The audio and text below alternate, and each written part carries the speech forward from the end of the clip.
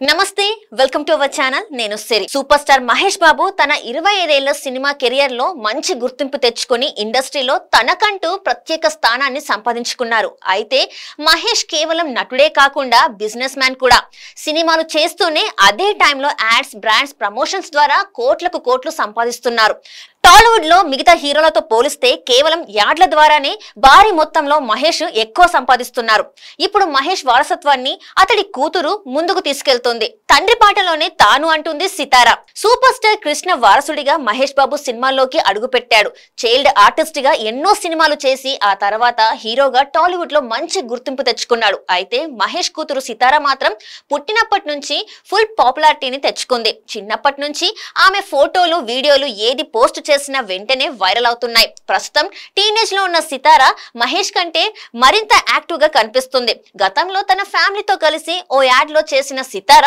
సర్కారు వారి పాట సినిమాలో ఓ పాటలో అదిరిపోయే స్టెప్పులు వేసి అందరినీ ఆశ్చర్యపరిచింది గత కొన్నేళ్లుగా సోషల్ మీడియాలో వరుస వీడియోలు పోస్టులు పెడుతూ ఫుల్ యాక్టివ్ గా ఉంటుంది